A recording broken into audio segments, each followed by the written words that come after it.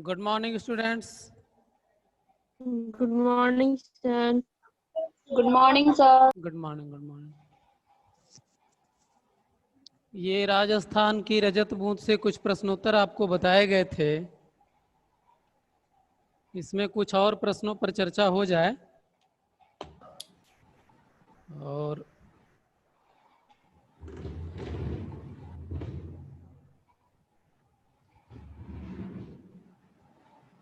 जैसे कुएं की खुदाई, गुड मॉर्निंग गुड मॉर्निंग। कुएं की खुदाई किससे की जाती है? ये प्रश्न आप लोग भी बता सकते हैं। एक ये छोटा हत्था वाला आप देख पा रहे होंगे, इसमें एक लगा होता है ऐसे फावड़े जैसा छोटा सा, हाथ से खुदाई करने के लिए, उसे बसौली कहा जाता है।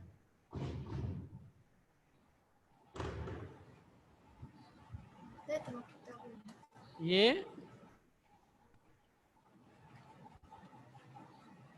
बसौली, ये जो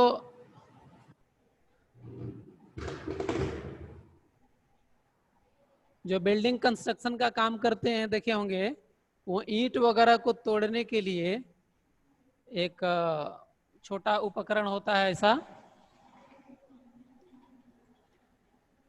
इस तरह का होता है, इसमें लगा होता है, आपने देखा होगा ऐसे इस तरह से होता है, तो उसे वो लोग भी बसूली कहते हैं। तो इसी तरह का कुछ आकृति होती है, हाथ से पकड़ करके और गड्ढे में बैठ करके जो है वो कुएं के अंदर खुदाई करता है चलवान जी, इसी के माध्यम से, और डोल में भर करके मलबा बाहर निकाला जाता है। तो ये क्लियर हो गया। बसौली, हाँ बसौली से इसकी खुदाई की जाती है। और यह छोटी डंडी का छोटे फावड़ा जैसा औजार होता है, जैसा मैंने बना दिया है, ठीक है, जिस पर लोहे की नुकीला फल तथा लकड़ी का हत्था, हत्था मतलब ये हो गया हाथ से पकड़ने वाला, ठीक है, और इसमें लोहे का फल, ये अगला हिस्सा जो है वो लोहे का होता है, जिससे कि खुदाई करने में सुविधा हो। तो आप इसका उत्तर लिखेंगे।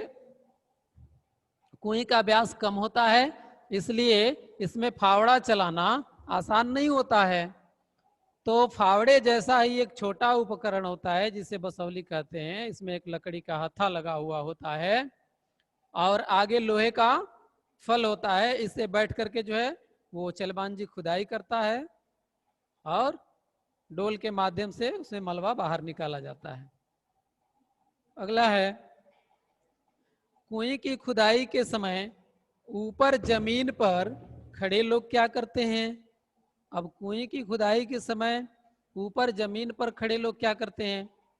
तो यहाँ मुख्य रूप से संकेत किया गया है कि मुट्ठी भर रेत यानी बालू वो कुएं के अंदर फेंकते हैं बड़ी तेजी के साथ, जिससे कि अंदर की दमघोटू हवा बाहर आती है और बाहर की ताजी हवा अंदर जाती है। ये अंदर कितना जाती है। हाँ। और दूसरा जो है ये भी है कि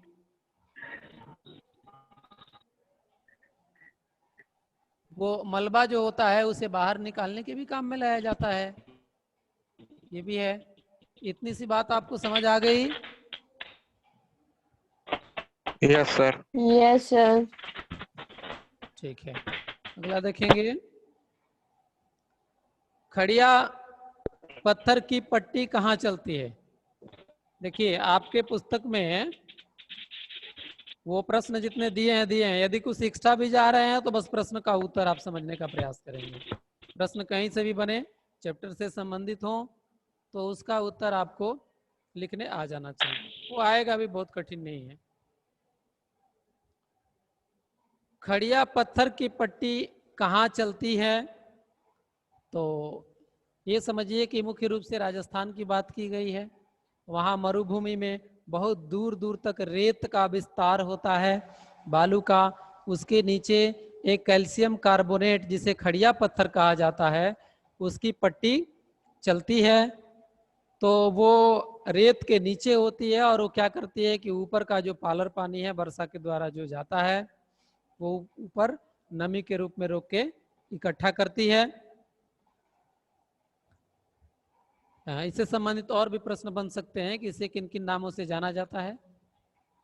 खड़िया पट्टी, धा धड़ो धड़ धड़ो, बिट्टू रो बल्लियो आदि नाम से इसे जाना जाता है।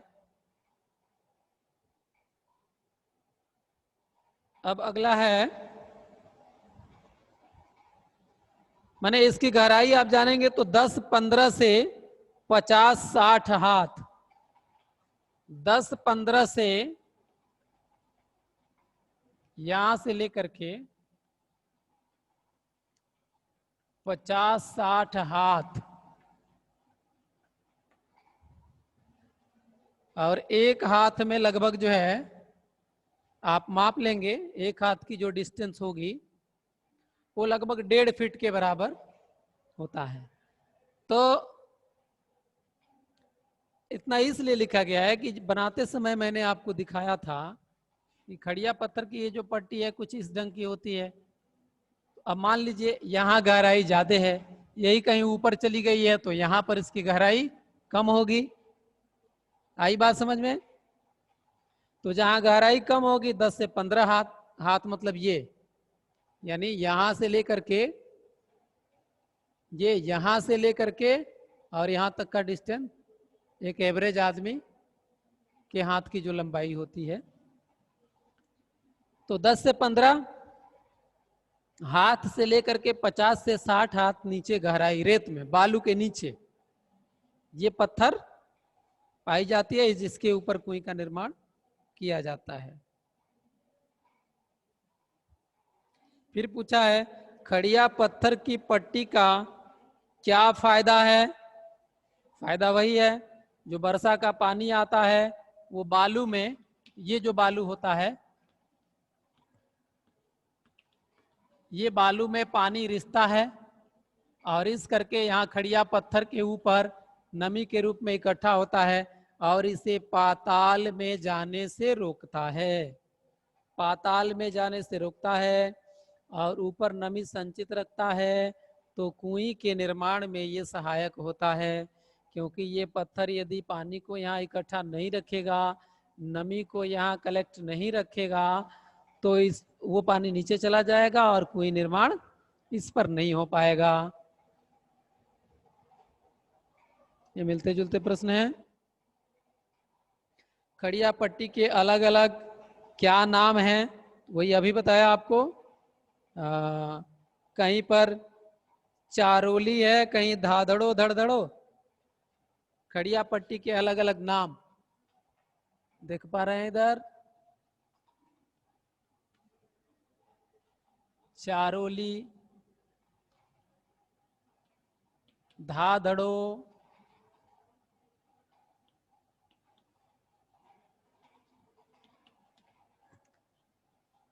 धड़धड़ो,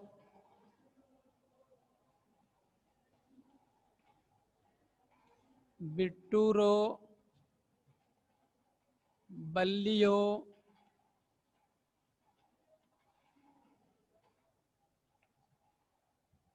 ये जो बातें लिखी गई हैं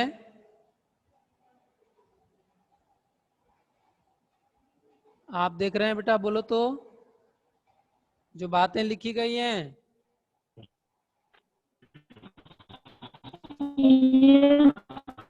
Yes, Yes, sir. sir. अच्छा ठीक है, तो आप इन नामों को आप नोट कर लेंगे। और देखिए आपके पास किताब होगी तो कहीं ना कहीं पैराग्राफ में ये नाम जरूर दिए गए होंगे, तो मुख्य रूप से Yes, ये sir. नाम आप याद कर लीजिए और सेंटेंस आप गढ़ के उत्तर लिख लेंगे। तो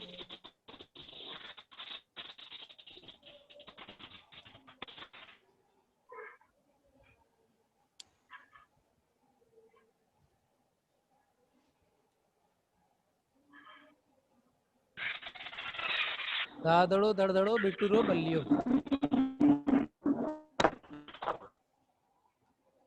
यहाँ खड़िया पट्टी के अलग अलग क्या नाम हैं? तो क्लियर हो गया, अलग अलग स्थानों पर अलग अलग नाम हैं। कहीं चारोली धादड़ो धड़धड़ो, कहीं पर बिट्टू रोबल्लियों के नाम से भी जाना जाता है। इस पट्टी का नाम खड़ी भी है, कहीं कहीं केवल खड़ी कहा जाता है। और देखिए जमीन के नीचे तो बहुत सारी पट्टियां होती हैं। अभी हम लोग जिस इलाके में, बलिया जिले का ही ले लीजिए, उत्तर प्रदेश का बलिया जिला, तो आप पूछिएगा जब हैंडपंप की बोरिंग होती है तो घर के जो गार्जियन होंगे उनको पता होगा, बोरिंग करते करते ये 70 से 100 फीट, 70 फीट या 100 फीट के आसपास, कहीं कहीं अलग अलग है इसका, कहीं 70 फीट, कहीं 80 फीट, कहीं 100 फीट नीचे जब गहराई में जाते हैं बोरिंग करते करते पानी निकालने के लिए, तो एक मोटा सा पत्थर आता है। पूछिएगा बोरिंग करने वाले जो मिस्त्री हैं उनसे पूछिएगा, वो लोग बताएंगे, या गार्जियन भी बता सकते हैं। तो एक पत्थर की पट्टी आती है, कहते हैं लोग कि वो मोटा वाला पत्थर जो है वो आ गया। वो लगभग 10 कहीं कहीं 10, कहीं 15, कहीं 20 फीट तक की मोटाई में वो है, बहुत जबरदस्त पत्थर है। वहां जब जाते हैं तो इन लोगों को बड़ा मेहनत करना पड़ता है, उस पत्थर को तोड़ करके उसमें जो होल बनाना होता है पाइप से। तो जब वो पत्थर पार कर जाता है तब नीचे की बोरिंग जो है उसके नीचे वाली आसान हो जाती है। 150 फीट 200 फीट नीचे ले जाया जाता है, जहां जैसी सुविधा हो। और एक तो 35-40 फीट की गहराई में ही हैंडपंप की बोरिंग जो पहले वाली हुई है वहीं पर पानी मिल जाता है। तो वो पानी अब दूषित हो गया है, तो नीचे जाने का प्रयास किया जा रहा है।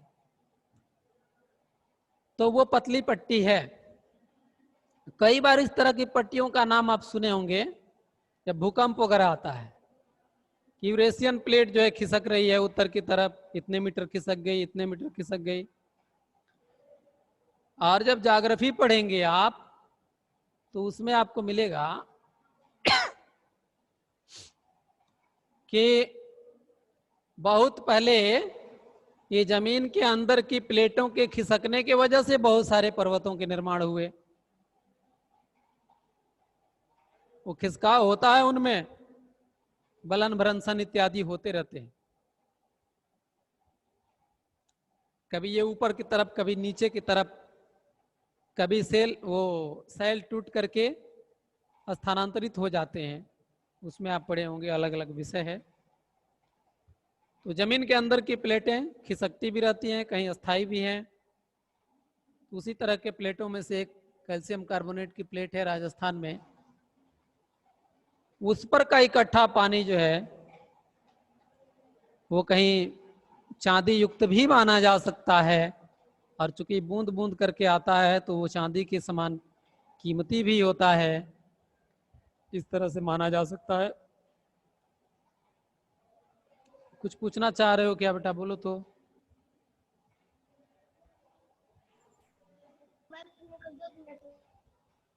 बोलिए, आपकी आवाज अब आ रही है, बोलिए।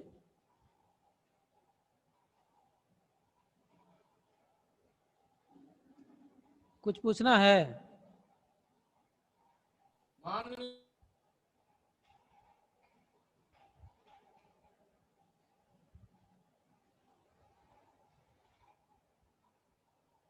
ठीक है, आगे हम देखते हैं।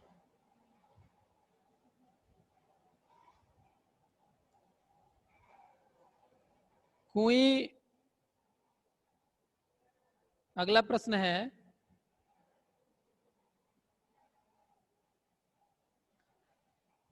कुएं के लिए कितने रस्से की जरूरत होती है?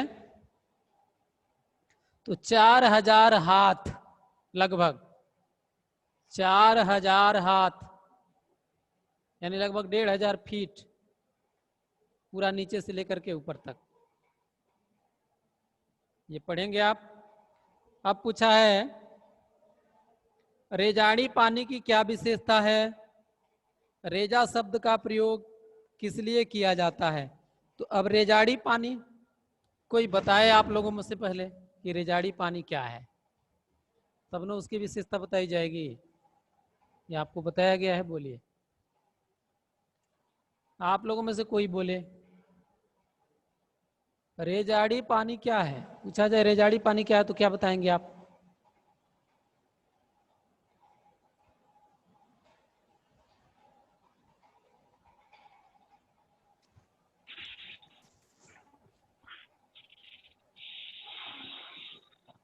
सर पालर पानी और पाताली पानी के बीच का जो पानी होता है उसे रेजाड़ी पानी बोलते हाँ, हैं। बहुत अच्छा। तो अब इस पानी की क्या विशेषता है बताइए, आप लोग भी बता सकते हैं। एक तो यही विशेषता हो गई कि पालर पानी और पाताली पानी दोनों के बीच का पानी होता है। अभी इसकी विशेषता ये है कि रेत से रिस रिस कर जाता है, खड़िया पत्थर के ऊपर इकट्ठा होता है। अगली विशेषता हो जाएगी कि यह पीने के लिए सबसे अच्छा पानी होता है, स्वाद में भी और शुद्धता की दृष्टि से भी सबसे अच्छा पानी है। अगली विशेषता ये हो जाएगी कि ऐसे समय में जबकि वर्षा नहीं होती है तो उस समय भी ये सुरक्षित पानी बाहर निकाला जाता है और इसका उपयोग किया जाता है। ये सारी विशेषताएं हो गई। अब आगे है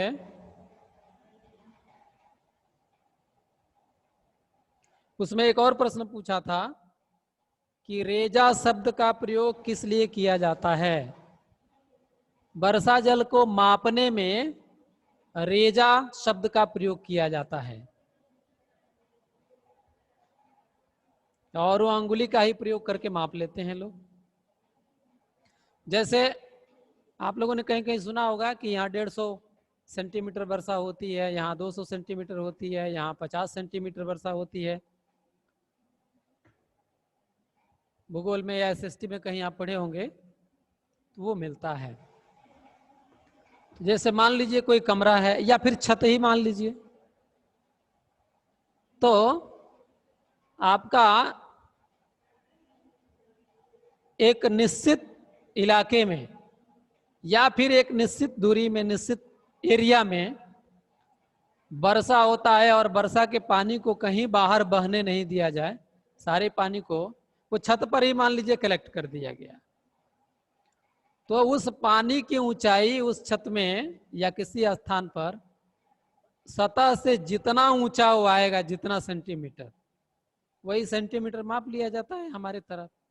तो इसी तरह से वर्षा जल को मापने का एक पैमाना है राजस्थान में जिसे रेजा कहा जाता है। वर्षा जल के मापने के लिए, वर्षा जल को मापने के लिए रेजा शब्द का प्रयोग किया जाता है।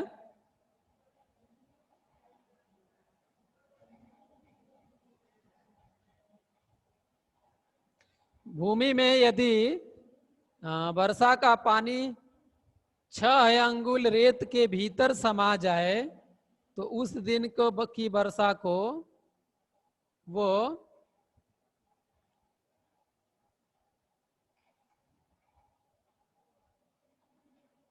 5 अंगुल रेजा कहेंगे। ये वहां के हिसाब से पैमाना है।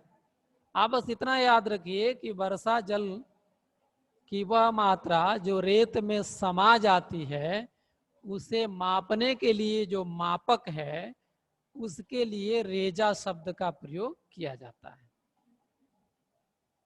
और प्रायः यह मापन जो है अंगुली से ही कर लिया जाता है। अंगुली, पहले तो अंगुली, हाथ, ये बालिस्त, बित्ता जिसे कहा जाता है ना, यहाँ से यहाँ तक मापते हैं, ये ऐसे मापते हैं तो इसको बालिस्त कहा जाता है। आंगुल से माप लेते हैं, फिर हाथ से माप लेते हैं, ठीक ना, ऐसे मापते थे। ये पुराना पैमाना है।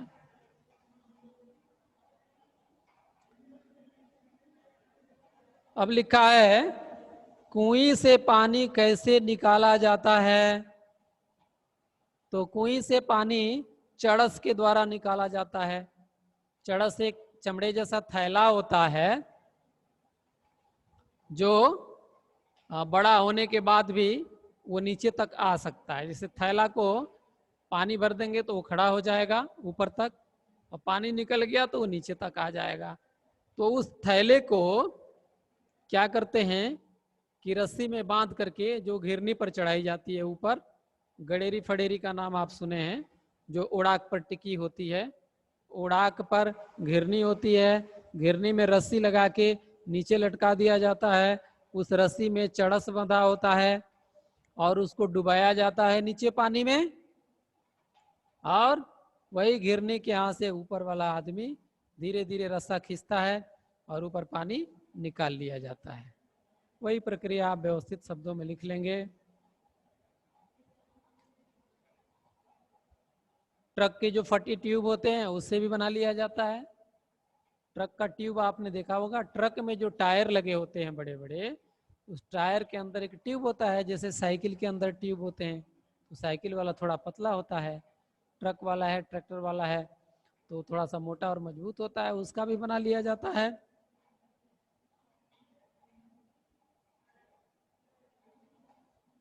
इसकी खासियत यही है कि कम पानी में भी ये डूब सकता है। वही मेटल स्टील इत्यादि का रहेगा तो डुबाना मुश्किल हो जाएगा जब कुएं में पानी कम रहा तो।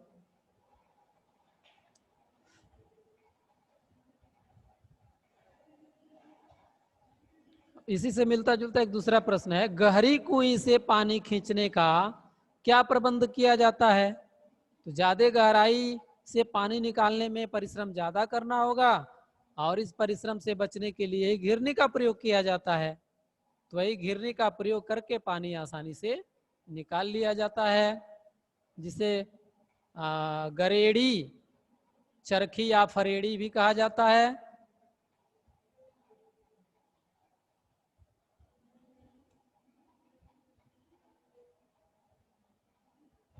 यही है। अब फिर एक और प्रश्न है, गोधूलि के समय कुइयों पर कैसा वातावरण होता है? गोधूलि का मतलब क्या है? शब्द का तो अर्थ है गाय, गाय के पैर से उड़े हुए धूल। गो माने गाय और उनके पैर से उड़े हुए धूल। और गोधूलि का जो समय है वो ये है कि पहले ऐसा होता था कि गायें जाती थी चरने के लिए, उधर से शाम को लौटती थी सूर्यास्त के समय। सूर्यास्त हो रहा होता है और अभी अंधेरा नहीं हुआ रहता है, यानी सूर्यास्त के बाद और अंधेरा होने के पहले बीच का जो समय होता है वही समय गोधूलि का समय कहलाता है। क्योंकि इसी समय गायें चर करके वापस लौटती हैं और ढेर सारी गायों के चलने के वजह से उनके पदचाप से धूल कट कट करके उड़ते हैं, तो एक नाम उससे भी जोड़ दिया जाता है कि ये गोधूलि का समय है। लेकिन राजस्थान में यही समय होता है जब सायंकाल सभी लोग कुइयों पर अपना अपना पात्र लेकर के वहाँ से कुइयों से पानी निकालने पहुँचते हैं, तो एक साथ चारों तरफ बहुत सारी घिरनियाँ जब बजती हैं तो एक संगीतमय वातावरण का संचार हो जाता है। यही परिदृश्य होता है। स्त्रियों का जमावड़ा घड़ा लेकर के एक मेले जैसा वातावरण, और दूसरी तरफ घिरनियों से जो मनमोहक संगीतमय ध्वनियाँ निकलती है, उससे भी वातावरण मनोरंजक हो जाता है। इसी दृश्य का वर्णन करना है। गोधूलि बेला में प्रायः पूरा गांव कुइयों पर आता है। उस समय मेला सा लगता है। गांव के सटे मैदान में 30-40 कुइयों पर एक साथ घूमती घिरनियों का स्वर सुनाई देता है। पशुओं के लौटने से घंटियों की आवाज और बछड़ों के रंभाने की आवाज, ये सारी बात लिखेंगे। गोधूलि के समय पशुओं के लौटते समय उनके घंटियों की ध्वनि, उनके बछड़ों के रंभाने की ध्वनि, घिरनियों की ध्वनि तथा पानी भरने के जाने वाली स्त्रियों के चूड़ियों और उनके पायल इत्यादि की ध्वनि, ये मनमोहक वातावरण उपस्थित कर देता है।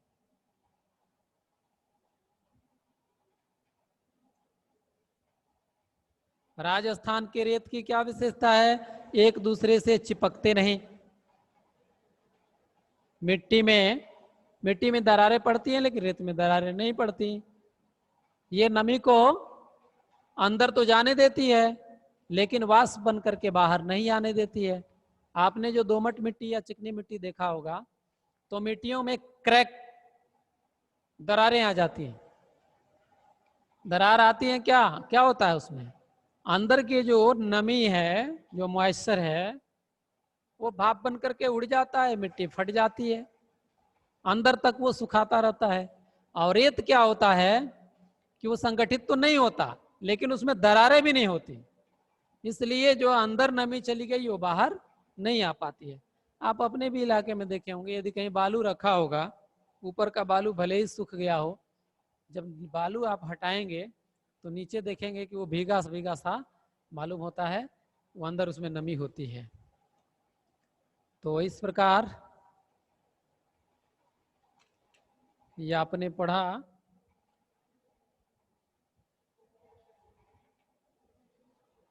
इसमें कोई दिक्कत तो अब आप लोगों को नहीं होनी चाहिए।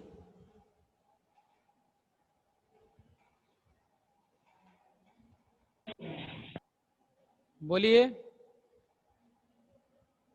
बना लेंगे नोट्स इत्यादि अब आप लोग? Yes sir. ठीक है, सर हेलो। हाँ बोलें। सर क्वेश्चन एक बार ग्रुप में सेंड कर दीजिएगा ना। हाँ सर जो क्वेश्चन आपने बताया है वो प्रश्न आप एक बार ग्रुप में सेंड कर देंगे तो हम लोग खुद से अच्छा मतलब लिख सकें। ठीक है क्वेश्चन भेज देंगे। ये कोई अलग से प्रश्न नहीं है बाबू, इसके अतिरिक्त आप लोग स्वयं भी प्रश्न बना सकते हैं, ठीक ना? सर 2-4 बनाए हैं लेकिन हाँ हाँ, आप जो वो भी लिखना तो जरूरी है ना। ठीक है, हम भेज देंगे उसको।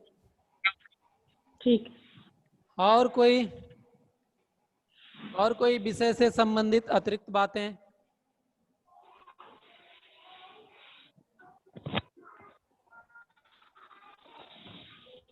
सर लता वाले चैप्टर का क्वेश्चन आंसर समझ में नहीं आ रहा है। कौन सा? लता मंगेशकर का जो चैप्टर का क्वेश्चन आंसर है वो समझ में नहीं आ रहा है। अच्छा ठीक है, तो वो कौन सा क्वेश्चन है, बोलिए। सर 4th नंबर, चौथा।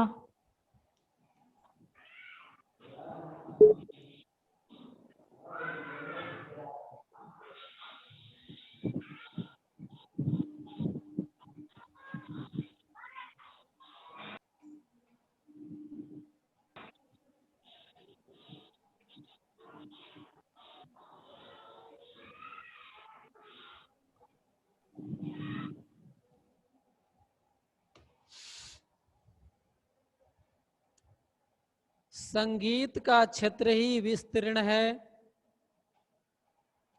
वहां अब तक अलक्षित, असंशोधित और अदृष्टिपूर्व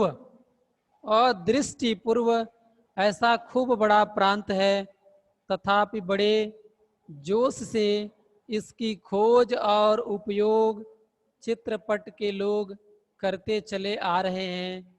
इस कथन को वर्तमान फिल्मी संगीत के संदर्भ में स्पष्ट कीजिए। हाँ, थोड़ा सा घुमा फिरा के है ये प्रश्न, वाकई कुछ तत्सम शब्दावलियां हैं जिसके वजह से कठिनाई आपको आ रही होगी। संगीत का क्षेत्र ही विस्तीर्ण है, तो ये संगीत का क्षेत्र जो है ये ब्रॉड है, ये तो बात समझ में आ रही है, विस्तृत क्षेत्र है। अब अगला खंड देखें, इसमें वहां अब तक अलक्षित का मतलब जो अब तक नहीं देखा गया हो। पहले इसकी मीनिंग समझे, इसके बाद आप लोग लिख लेंगे। वहां अब तक अलक्षित जो अभी तक नहीं देखा गया हो। अलक्षित का मतलब जो अभी तक नहीं देखा गया हो। फिर कामा देने के बाद लिखा है असंशोधित, जिसमें संशोधन न किया गया हो, जिसमें कोई परिवर्तन न किया गया हो। असंशोधित, जिसमें कोई सुधार के नाम पर परिवर्तन न किया गया हो, ये असंशोधित है। देखे होंगे पुस्तकों में बार बार संशोधन होता है, इस बार संशोधन हुआ, फिर 5 वर्ष बाद संशोधन हुआ, फिर संशोधन हुआ, और नए नए संस्करण उसके आते रहते हैं। जो जब नए संस्करण आते हैं इसका मतलब कि परिवर्तित करके आते हैं, कुछ ना कुछ उसमें परिवर्तन होता है। तो असंशोधित का मतलब जिसमें संशोधन या परिवर्तन न किया गया हो। और अदृष्टिपूर्ण, दृष्टि माने देखना होता है, पूर्व माने पहले, और अ का मतलब नहीं। अदृष्टिपूर्व का मतलब ये हुआ जो दृष्टि में पहले कभी नहीं आई हो, यानी पहले कभी न देखा गया हो। अदृष्टिपूर्व का मतलब पहले कभी न देखा गया हो। ऐसा खूब बड़ा प्रांत है। ठीक, यानी अब तक ये हुआ कि संगीत का क्षेत्र विस्तृत है, वहां अब तक न देखा गया, अलक्षित, अपरिवर्तित और दृष्टि में पहले कभी न आया हुआ ऐसा खूब प्रांत है। इसका मतलब यह है कि संगीत के क्षेत्र में बहुत सारी ऐसी बातें हैं जो हमने कभी सुना नहीं, जो हमने कभी देखा नहीं, बहुत सारी चीजें हैं हमारे लिए। ऐसा खूब प्रांत है जिसमें अलग अलग चांस है कि आप अलग अलग धुन बजा सकते हैं, अलग अलग चीजें दे सकते हैं, अलग अलग चीजों से परिचय करा सकते हैं आप। ऐसे बहुत सारे फील्ड हैं उसमें। तथापि इन सबके बावजूद भी अभी मैं केवल क्वेश्चन ही पढ़ रहा हूं, प्रश्न को समझे आप, प्रश्न ही टेढ़ा है थोड़ा सा। तथापि बड़े जोश से इसकी खोज और उपयोग चित्रपट के लोग करते चले आ रहे हैं। चित्रपट मतलब ये सिनेमा के क्षेत्र में जो काम करने वाले हैं। चित्रपट, चित्र आप समझ रहे हैं, मूवी से मतलब है पट, पर्दे पर जो मूवी दिखाई जाती है। पट माने पर्दा होता है, पट का मतलब वस्त्र भी होता है। तो बड़े जोश से इसकी खोज और उपयोग चित्रपट के लोग करते चले आ रहे हैं। इस कथन को वर्तमान फिल्मी संगीत के संदर्भ में आप स्पष्ट कीजिए। मतलब जो वर्तमान फिल्म का संदर्भ है, जो वर्तमान फिल्म के क्षेत्र में प्रवृत्तियां पाई जा रही हैं, उसमें ये है कि इसमें तथापि बड़े जोश से इसकी खोज, बड़े जोश के साथ नए नए चीजों की खोज की जा रही है। आप फिल्म के क्षेत्र में देखिए, नए नए धुन आ रहे हैं, अब ये आ गया, अब ये आ गया। अब जैसे आप नृत्य का एक उदाहरण ले लीजिए, तो शास्त्रीय संगीत के आधार पर जो नृत्य होते थे, तो देखे होंगे जो नर्तकियां जो नृत्य करती हैं, तो उसमें बहुत सारे इशारे से उसमें बहुत सारी बातें होती हैं। अब जो नृत्य का ज्ञाता होगा वो बताएगा, वो ऐसे ऐसे करती हैं,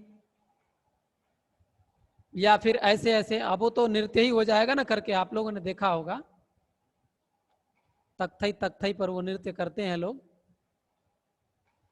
तो उस नृत्य में, इसके बाद थोड़ा सा उस नृत्य में और परिवर्तन आया। अब आजकल जो है ब्रेक डांस आप देख रहे हैं, जैसे लगता है कि कोई रोबोट डांस कर रहा है, शरीर को तोड़ना अलग अलग तरीके से। तो ये नृत्य में आप परिवर्तन देख रहे हैं, म्यूजिक में भी आप परिवर्तन देख रहे हैं, बहुत सारे परिवर्तन हो रहे हैं फिल्म के क्षेत्र में।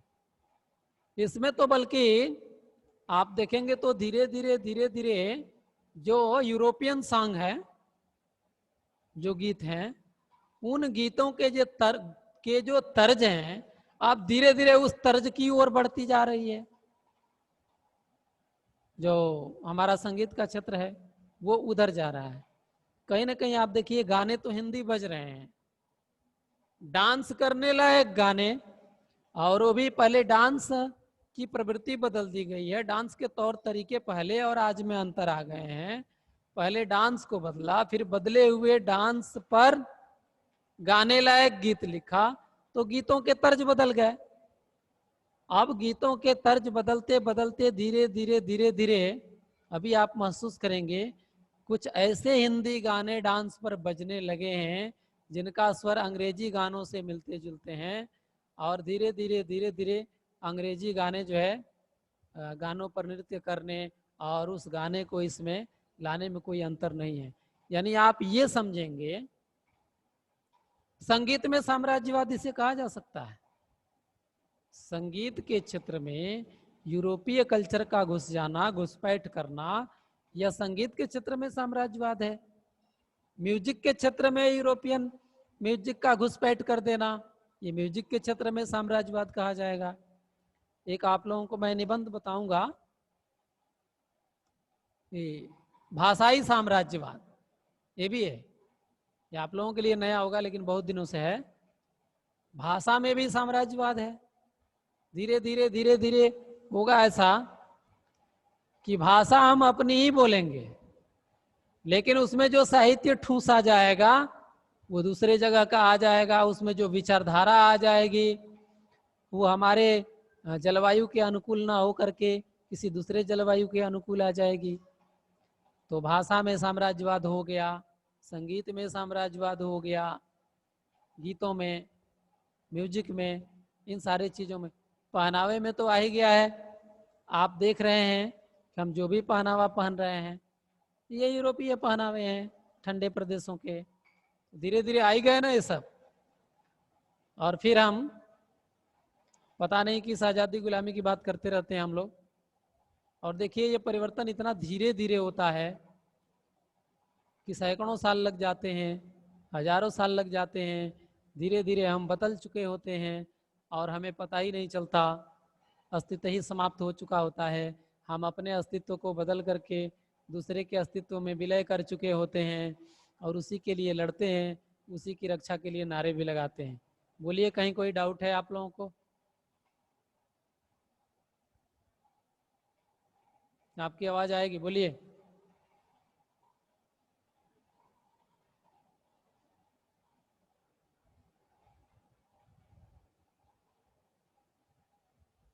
जो बातें आपने सुनी है उसमें कहीं कोई डाउट?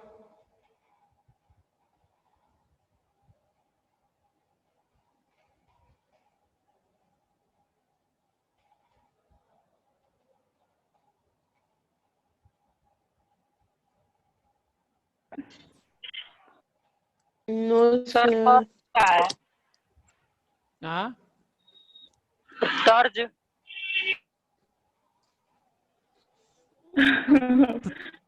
तर्ज भैया, अब तर्ज तो बजा के दिखाना पड़ेगा ना, ये चीज है, उसको लाना समस्या हो जाएगी। बहुत सारे गीतों में थोड़ा सा 10, 20, 25 साल या 30 साल पहले के जो गीत हैं उनके आप म्यूजिक सुनिएगा, जैसे लक्ष्मीकांत प्यारेलाल का है, सुनिएगा, उसको सुनिएगा। और आजकल जो नए नए म्यूजिक बज रहे हैं, कहीं ना कहीं जो गाने बज रहे हैं, तो उसमें आप देखिए, आपको लगता है कि जैसे गाने बजते ही आपको वो जैसे डीजे के तर्ज पर, डीजे पर देखिए ना अलग अलग तरह के उस पर आ रहे हैं तर्ज, अलग अलग तर्ज के गाने आ रहे हैं, नृत्य करने वाले। देखिए हमारे हाँ, समझ गए। गाने की बीट, उसको तर्ज बोल सकते हैं, जैसे कि जिस तरीके से गाया जा रहा है, कोई लय होता है। हाँ देखिए पहले के जो गीत होते थे, सबसे पहले हैं, क्या बोल रहे हैं?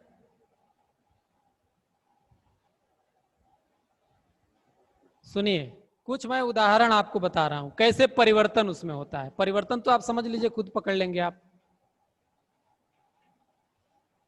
शुरू शुरू में हमारे जो आरंभिक दौर था सभ्यता का, उस समय कृषि गीत और खेल गीत